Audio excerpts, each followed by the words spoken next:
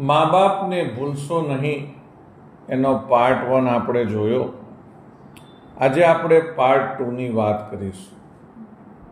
પુનિત મહારાજે આ ખૂબ જ સરસ એક ભજન કહો તો ભજન ને કાવ્ય કહો તો કાવ્ય લખ્યું છે મા બાપ માટે.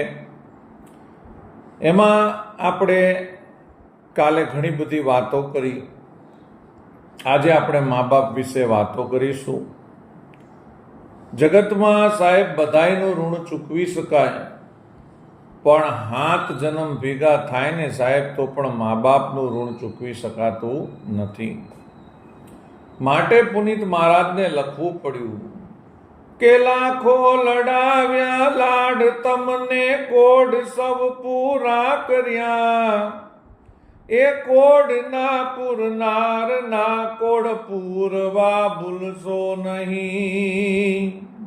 લાખો કમાતા હો ભલે માં બાપ જેના નાટરિયા,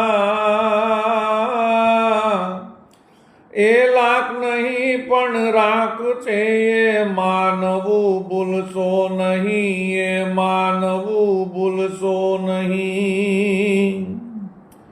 લાખો લડાવ્યા લાડ તમને કોડ સૌ પૂરા કર્યા.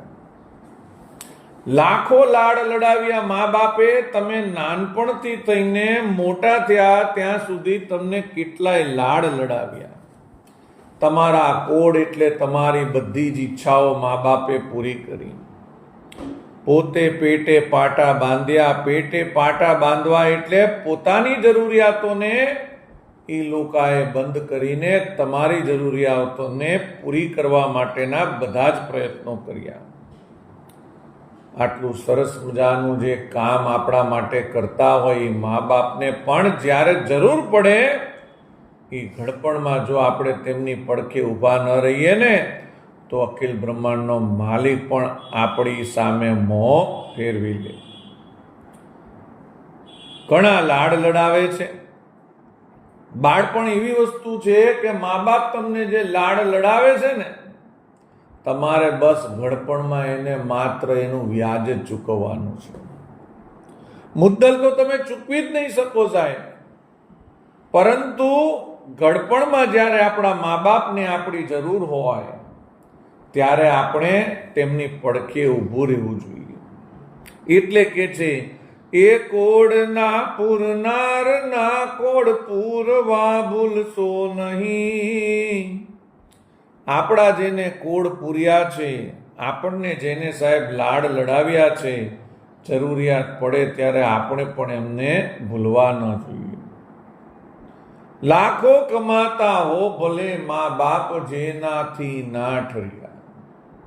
તમે સાહેબ કરોડો રૂપિયા કમાઓ છો, તમારી પાસે ખૂબ જ રૂપિયા છે, પણ તમારા મોટા સાહેબ કરોડોના બંગલામાં તમારી જોડે તમારા મા બાપ ના રહેતા હોય ને તો એ બંગલાની કાંઈ જ કિંમત ગણાતી નથી સાહેબ.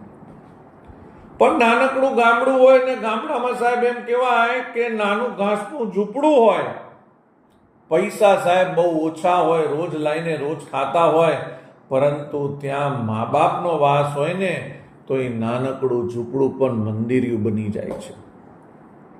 તમે કેટલું કમાઓ છો એ મહત્વનું નથી, પણ જે તમે કમાઓ છો એનાથી તમે જો મા બાપને સંતોષ ન આપી શકો તો એ કમાયેલું તમારું વ્યર્થ છે. ઘણા દીકરાઓ સાહેબ પૈસા કમાય, લાખો રૂપિયા કમાય, અને મા બાપને કહે કે કામ કરો, હું તમને અલગ મકાન લઈ આપું. સરસ મજાનું મકાન છે, બધી સગવડ છે, તમે અહીંયા રહો, તમારે જે પૈસા જોઈએ એનાથી 4 ગણા પૈસા હું તમને દર મહિને મોકલી આપીશ, તમે શાંતિથી રહો. પણ દીકરા, ઘડપણમાં મા બાપને પૈસાની જરૂર હોતી નથી. ઘડપણમાં મા બાપને દીકરાઓની હૂંફની જરૂર હોય છે. પેલી કહેવત છે ને ગુજરાતીમાં, પૈસા તો કૂતરાએ ખાતા નથી. જ્યાં લાગણીની જરૂર હોય ને ત્યાં પૈસાથી કામ ચાલતું નથી, અને જ્યાં પૈસાની જરૂર હોય ત્યાં લાગણીથી કામ ચાલતું નથી. ઘડપણમાં જ્યારે મા બાપ આપણા ઘરડા હોય છે ત્યારે એ સારું ભોજન, સારા કપડાં કે સારા પૈસા ઈચ્છતા નથી, માત્ર ને માત્ર આપણી હૂંફ ઈચ્છે છે. માટે આપણે સાહેબ ગમે તેટલા કમાતા હોય, પરંતુ જો એનાથી આપણા મા બાપ આપણાથી સંતોષી ના હોય, આપણા મા બાપ ખુશ ના હોય, તો એ લાખો રૂપિયા પણ સ્મશાનની રાખ બરાબર છે. પછી બહુ સરસ વાત લખી છે, સંતાનતી સેવા ચાહો, સંતાન છો સેવા કરો, એ જેવું કરો તેવું બરો, એ ભાવના ભૂલશો નહીં. તમે સંતાન છો, તમે કોકના દીકરા છો, તમે જો તમારા મા બાપની સેવા કરશો તો મોટા થશે તમારા દીકરા, ત્યારે તમારા દીકરા પણ તમારી સેવા કરશે. મને એક સરસ મજાનો પ્રસંગ યાદ આવે છે. મેં તમને આગળ વાત કરી હતી કે ઘરની બહાર સાહેબ મોટું ચોગાન છે, આંગણું છે, અને આંગણાના ખૂણામાં સાહેબ એના મા બાપ માટે એક રૂમ રાખેલો છે. સમય જાય છે, મા તો પોતે મૃત્યુ પામી છે. હવે એના પિતાજી એકલા એ રૂમની અંદર ખાટલામાં રહે છે. જે દીકરાનો દીકરો છે, પૌત્ર છે, એ રોજ દાદાને મળવા જાય છે અને દાદાને કહે છે કે દાદા, તમે અમારી જોડે કેમ નથી રહેતા? દાદાને થયું કે જો આને હું સાચું કહીશ તો કદાચ એ મારા દીકરાને મોટો થઈને નહીં રાખે. એટલે દાદા કહે છે કે બેટા, મને તારા પિતાજી એટલા માટે અહીંયા અલગ રાખે છે કારણ કે હું અહીંયા શાંતિથી ભગવાનનું ભજન કરી શકું, ભગવાનનું નામ લઈ શકું. પણ હવે દાદાથી ઊભું થવાતું નથી. પોતે ખાટલાવશ હોય છે, ઘરથી દાદાનો રૂમ ખૂબ દૂર છે. એટલે દીકરાએ એક સાહેબ ઘરની આંગણાની અંદર એક ઘંટ બાંધેલો છે, અને એ ઘંટનો દોરડું છેક દાદાના રૂમની બારી થઈને ખાટલા સુધી જાય છે. અને દીકરાએ એના પિતાને કીધું, પિતાજી તમારે કોઈ વસ્તુની જરૂર હોય ને તો તમે આ ઘંટ વગાડજો દોરી ખેંચીને, આપણો નોકર આવી જશે અને તમારે જે જોઈતું હશે એ તમને આપી જશે. પણ નાના છોકરા છે ને સાહેબ, નાના છોકરા બધી જ વસ્તુ જોવે. નાના છોકરાઓ આ બધી જ વસ્તુઓ જોવે. છોકરાને ખબર પડી ગઈ અને એને કીધું એના પિતાને કે પિતાજી, આ દાદાને ઘંટ કેમ બાંધ્યો છે? શું તમે મોટા થાવ તો મારે પણ તમને એ રૂમમાં મૂકીને આ ઘંટ બાંધી આપવાનો ને? ત્યારે સાહેબ એના પિતાને ખબર પડે છે કે દીકરાઓ જેવું જોવે છે તેવું કરે છે. વાત બીજી તમને કરું, એક દીકરો એના પિતાને અને એની માતાને સાહેબ વૃદ્ધાશ્રમમાં મૂકવા જાય છે. વૃદ્ધાશ્રમમાં મૂકે તો છે, પણ મહિના પછી એની મા એને કાગળ લખે છે. કાગળ લખીને એની મા જણાવે છે કે બેટા, અમે જે રૂમમાં રહીએ છીએ ને એ રૂમમાં પંખો નથી. બેટા, તારી પાસે જો સમય હોય ને તો આ રૂમમાં તું વહેલો મોડો પંખો નખાઈ દેજે.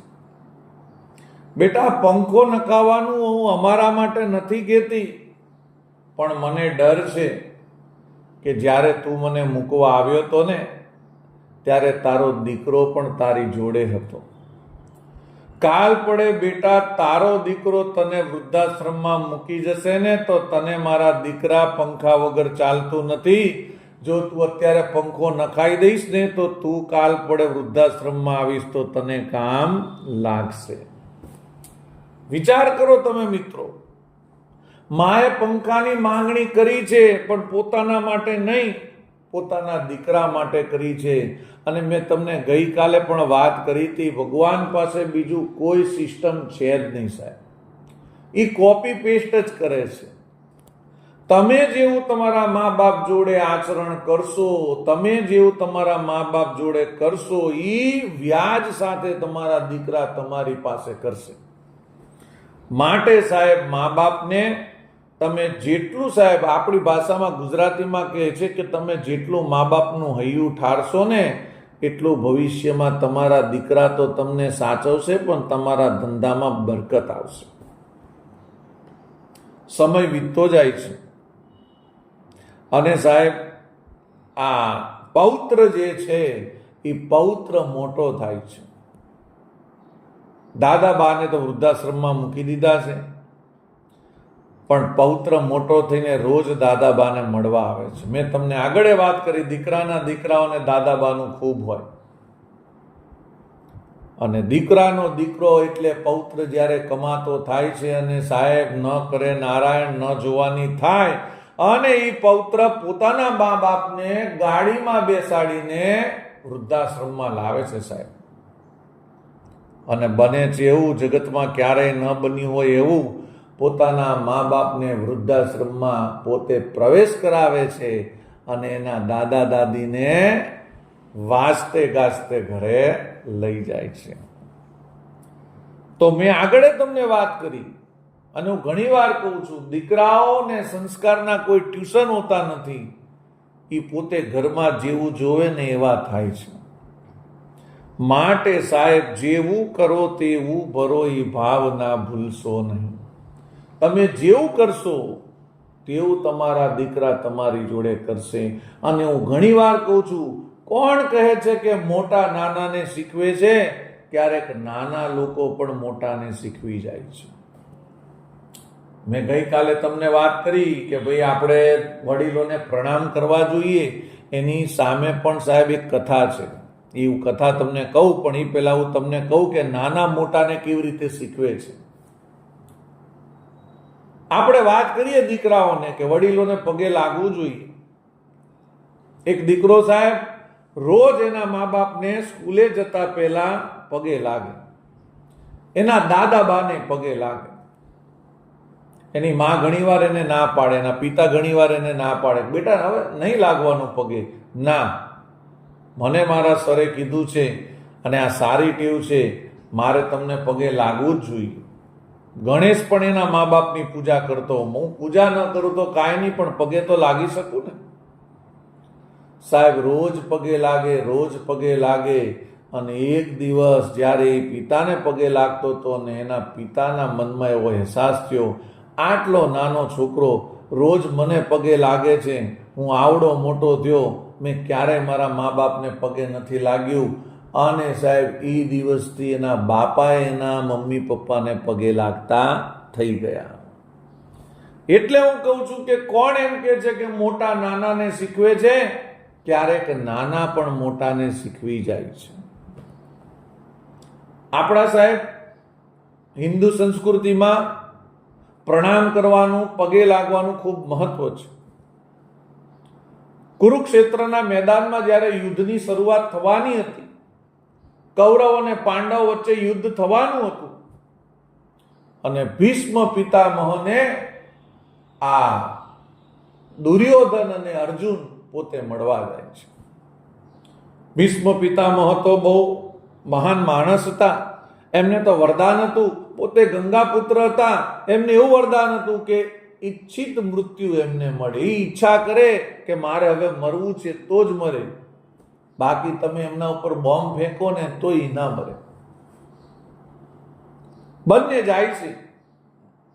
ભીષ્મ પિતામહ માટે અર્જુન અને દુર્યોધન બંને સમાન છે, બંને એમના પૌત્રો છે. બંને જાય છે, પણ દુર્યોધન દૂરથી ઊભો ઊભો હાથ જોડીને ખાલી નમસ્તે જ કરે છે, પ્રણામ કરે છે. જ્યારે અર્જુન સાહેબ લાકડી પડે ને એમ ભીષ્મ પિતામહના પગે પડી જાય છે, એમને પગે લાગે છે. અને સાહેબ દુર્યોધનની આ દુષ્ટતા અને અર્જુનની આ વિનમ્રતા જોઈને ભીષ્મ પિતામહના હાથ અર્જુનના માથા ઉપર પડે છે અને હૃદયમાંથી નીકળી જાય છે વિજય ભવ. ત્યાં જ સાહેબ નક્કી થઈ ગયું હતું કે આ પાંડવો જ યુદ્ધ જીતવાના છે.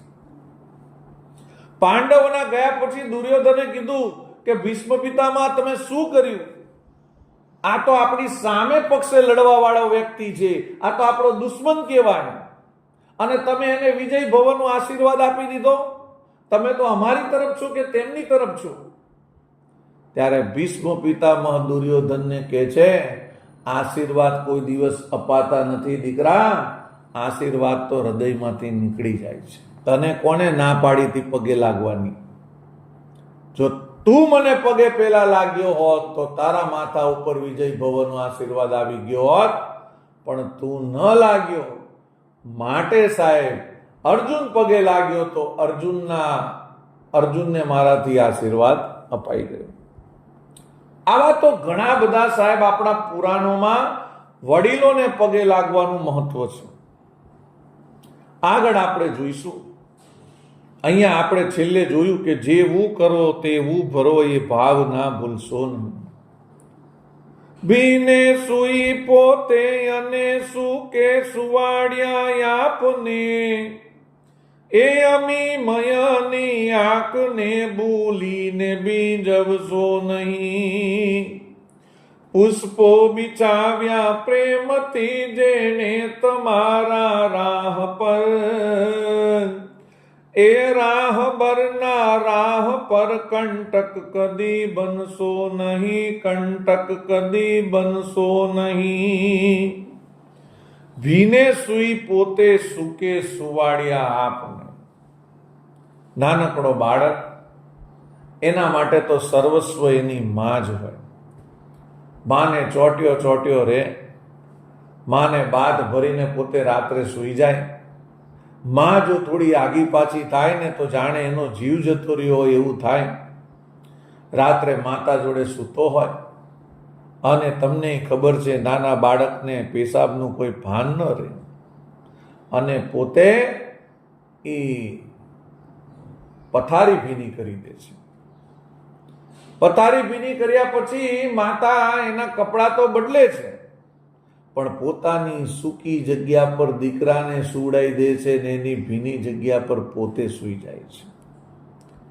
આવું તો તમે સાહેબ આખી રાતમાં કેટલી વાર કરો છો?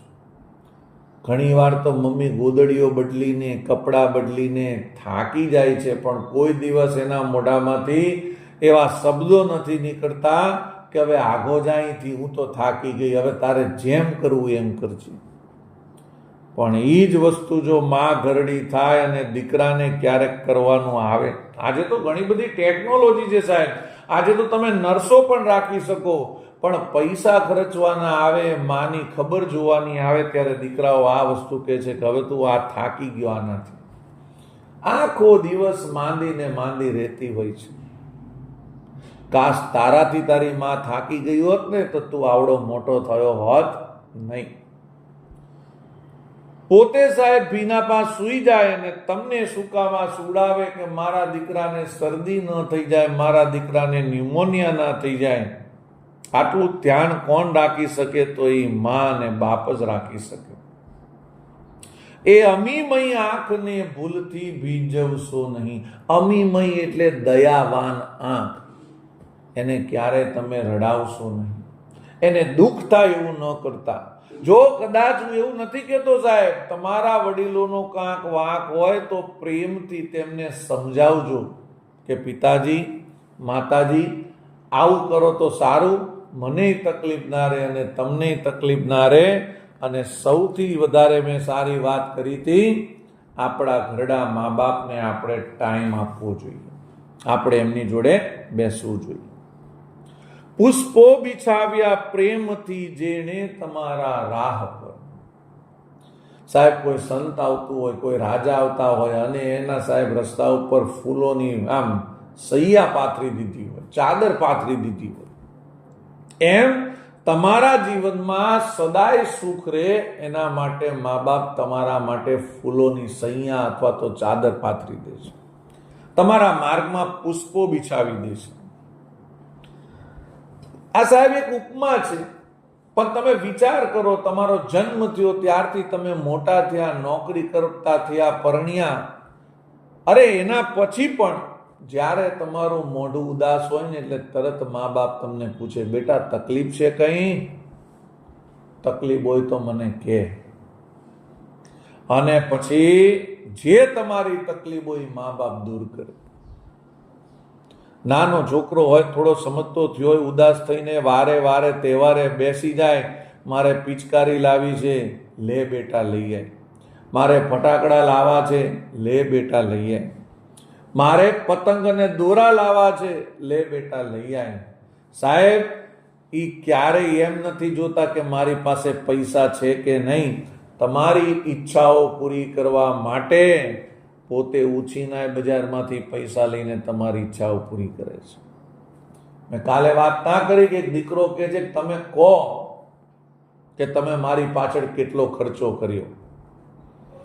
મિત્રો, એવા તો અગણિત ખર્ચાઓ આપણી પાછળ કર્યા છે, પણ ક્યારેય ઈ સાહેબ નોંધ નથી રાખતા. અને એક ખર્ચો એવો છે ને, એની કિંમત ક્યારે ચૂકવાતી નથી. ઈ છે નિસ્વાર્થ પ્રેમ. કોઈ જાતનો સ્વાર્થ નહીં સાહેબ.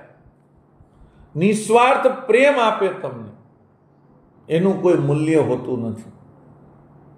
દીકરો મોટો થાય, આજુબાજુ વસ્તુ જોવે, એની જોડે ભણતા બીજા દીકરાઓ જે પૈસાવાળાના છોકરાઓ છે એ મોંઘી મોંઘી વસ્તુઓ લાવે. દીકરો ઘરે આવે, ઉદાસ બેઠો હોય, રડતો હોય, મા બાપને ચિંતા થાય.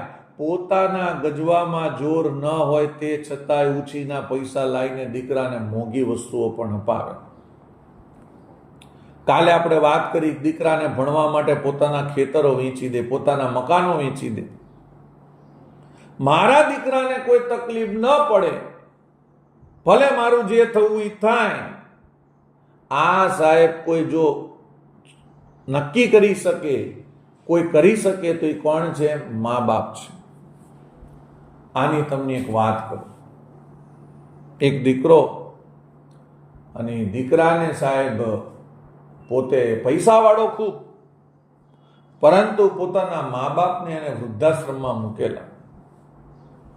સમય ગયો, ભગવાન કોઈને છોડતો નથી. આપણે એમ કહીએ છીએ કે આપણને કોઈ જોતું નથી, પણ ઉપરવાળો બધું જોવે છે. અને છોકરાની સાહેબ બંને કિડની ફેલ થઈ ગઈ. હવે અમુક જ સમયમાં સાહેબ એ છોકરાને મેચ થાય એવી 2 કિડની મળવી જોઈએ. જો એ કિડની ન મળે તો છોકરો 1 કે 2 દિવસમાં મૃત્યુ પામે. કોઈ સંબંધી દ્વારા સાહેબ એના પિતાને ખબર પડે છે વૃદ્ધાશ્રમમાં કે મારો દીકરો બીમાર છે, અને વૃદ્ધાશ્રમમાંથી સાહેબ દળદળતી ડોટ મૂકીને કાળા તડકામાં એનો પિતા દોડતો હોસ્પિટલ જાય છે. આ પિતા જ જઈ શકે.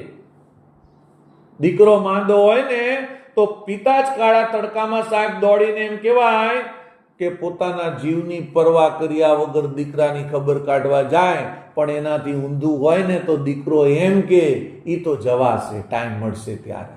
ક્યાં મરી જવાનો છે ડોહોઈ?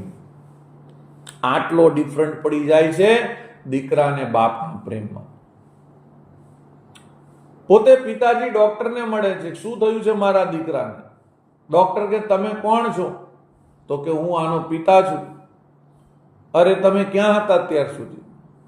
તમારા 2 છોકરાની કિડની ફેલ છે, અમે ઘણા પ્રયત્ન કરીએ છીએ, એને મેચ થાય એવી કિડની મળતી નથી. તમારો દીકરો હવે થોડાક જ કલાકનો મહેમાન છે. અને સાહેબ, પુરુષ ક્યારે રડે નહીં, હૃદયમાં રુદન પોતાનું સાચવી રાખે, અને ઈ સાહેબ પુરુષની આંખમાંથી ચોધાર આંસુ વહી જાય છે. શું કહો છો સાહેબ? મારો દીકરો થોડાક જ દિવસનો મહેમાન છે, આ તમે શું કહો છો? સાહેબ, તમે મારી કિડનીનો ટેસ્ટ કરો. જો મારી કિડની મેચ થઈ જાય ને તો મારે મારી બંને કિડની મારા દીકરાને આપી દેવી છે. ડોક્ટર કે પણ બાપજી, તમે તમારી 2 કિડની આપશો તો તમે મરી જશો. અરે ભલે હું મરી જાઉં સાહેબ, આખી જિંદગી જેના સુખ માટે મેં મહેનત કરી, શું એના જીવન માટે હું મારું જીવન ન આપી શકું? અને કાળક્રમે બને છે એવું, એ પિતાની કિડની એ દીકરાની કિડની જોડે મેચ થાય છે. આ બાજુ સાહેબ પિતા મૃત્યુ પામે છે ને આ બાજુ દીકરો જીવતો થાય છે. દીકરો જીવતો થાય છે, પોતાને અભિમાન છે કે જો મારી પાસે પૈસા છે એટલે હું આજે સાજો થઈ ગયો. એને ખબર જ નથી કે કિડની કોને આપી છે, કારણ કે ડોક્ટરને એના પિતાએ ના પાડી હતી કે એના પિતાએ કિડની આપી છે એવું તમે કહેતા નહીં. સમય જાય છે, 2-3 મહિના વીતી જાય છે, પણ સત્ય ક્યારે છુપાયેલું રહેતું નથી. વાયા સાહેબ ઈ દીકરાના કોક સંબંધી દ્વારા દીકરાને ખબર પડે છે. દીકરો જ્યારે કોઈ એમ કહેવાય કે ઉત્સવમાં જાય છે ત્યાં પોતે હસતો હોય છે અને એમ કે છે કે ઈ તો મા બાપ તો મેં વૃદ્ધાશ્રમમાં મૂક્યા છે, આમે ઘરે કંટાળો લેવડાવતા હતા. ત્યારે એક વડીલ બોલે છે કે અત્યારે તું બેટા જીવે છે ને એ તારા બાપની લીધે તું જીવે છે. ત્યારે દીકરાને ખબર પડે છે કે મારા બાપને મર્યાને 2 થી 3 મહિના થઈ ગયા છે અને એમને મને કિડની આપીને જીવાડ્યો છે. વિચાર કરો મિત્રો, એનાથી ઊંધું હોત, કદાચ બાપ મરવા પડ્યો હોત ને દીકરાને સામેથી ડોક્ટરે કીધું હોત કે તારે કિડની આપવી પડશે, તો શું ઈ દીકરો આપતો? દીકરો એમ કહેતો કે સાહેબ કાલ મરતા હોય ભલે આજ મરી જાય, આમે હવે એમનું કોઈ કામ નથી. આવું સાહેબ મા બાપ સિવાય બીજું કોઈ નથી કરતું. એટલે કે છે કે પ્રથમ સ્મરવું અથવા તો પ્રથમ સ્મરણ કરવું મા બાપને અને પછી કરવું ભગવાન. પહેલા મા બાપને સ્મરણ કરવા જેવું છે, કારણ કે આટલી દાતારી તો ભગવાન પણ નથી બતાવી શકતો જેટલી દાતારી મા બાપ બતાવી શકે છે. એટલે અહીંયા કીધું છે કે પુષ્પો બિછાવ્યા પ્રેમથી જેને તમારા રાહ પર, એ રાહબરના રાહ પર કંટક કદી બનશો નહીં. તમે કાંટા ના બનતા સાહેબ. મને તમે ખાલી એક વાત કરો કે ઘરમાં બેઠા દાદા દાદી આપણી જોડે શું ઈચ્છે છે? એ એમ કે છે કે રાત પડે મારા દીકરો જે 2-4 લાખ રૂપિયા કમાઈને લાવી અમને આપી દે? ના. એ એમ ઈચ્છે છે કે મારો દીકરો અમને મોંઘી મોંઘી વસ્તુઓ અપાવે? ના. અલા શ્રવણના મા બાપની જેમ એ એવું પણ નથી ઈચ્છતા કે મારો દીકરો મને જાત્રા કરવા બધે લઈ જાય. ના. માત્ર ને માત્ર મા બાપ એટલું ઈચ્છે છે મારો દીકરો ખુશ રહે, મજામાં રહે અને શક્ય હોય તો થોડીક વાર અમારી જોડે બેસે. આટલું ઈચ્છે છે ને, તે છતાંય આટલું પણ આજના દીકરાઓથી થતું નથી. દીકરો રડે છે, દીકરાને પસ્તાવો થાય છે કે અરે રે મેં શું કરી નાખ્યું, અને પોતે ગાડી લઈને પોતાની માને લેવા જાય છે. માં દીકરાને જોઈને એને ભેટી પડે છે અને રડતી જાય છે ને કહેતી જાય છે કે બેટા તું મજામાં તો છે ને, તારી તબિયત તો સારી છે ને? ત્યારે દીકરો કહે છે કે માં તે મને કંઈ ના કીધું. ત્યારે માં રડતા કહે છે કે તારા પિતાજી મને ના પાડીને ગયા હતા કે એને કંઈ કહેતી નહીં. દીકરો કહે છે માં હવે અહીંયા તારે નથી રહેવાનું, તું ચાલ મારી જોડે મારા ઘરે. માં રડતા રડતા કહે છે કે બેટા હવે હું કોના માટે ઘરે આવું? જેના માટે હું જીવતી એ તો હવે જતા રહ્યા છે. મારા દીકરા તું સુખી રહે, શાંતિથી રહે, હું અહીંયા રહું છું, મારે કાંઈ જરૂર હશે તો તને કહીશ. માટે સાહેબ કેવું પડે છે કે ધન ખર્ચતા મળશે બધું, મા બાપ તો મળશે નહીં. એના પુનિત ચરણો તણી ચાહ ના કદી ભૂલશો નહીં. બધું મળે સાહેબ, પૈસા ખર્ચતા મા બાપ મળે. આવી દીકરો ભલે ગમે તે રૂપિયા કમાતો હોય, એ એમ કે હું આટલા રૂપિયા આલું મારા બાપને જીવતો કરો તો કરે. અને મારે તો સાહેબ દરેકની એ જ વસ્તુ કેવી છે. આ તો ઠીક છે, મા બાપની વાત છે, બહુ સત્ય વાત છે, પણ ઘરમાં નાના મોટા દરેક લોકોએ સાહેબ પ્રેમથી રહેવું જોઈએ. કેમ કે કોણ જાણી શકે કાળને રે, કે કાલે કોની જોડે કેવું થશે. આપણા ઘરમાં 5 જણા રહેતા હોય, 7 જણા રહેતા હોય, 8 જણા રહેતા હોય, સાહેબ કાળ જો કોઈનો કાલે મોતનો બોલાવતો હોય તો કાલે મરી જાય. અને મને તો એ વસ્તુ નથી સમજાતી કે જીવતા હોય ત્યારે માણસો ઝઘડે છે અને જ્યારે મરે છે ત્યારે મળદા સામે પોતે રડે છે.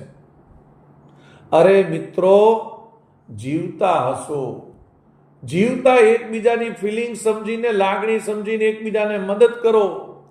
મર્યા પછી ખોખા સામે રડવાનો કોઈ અર્થ રહેતો નથી.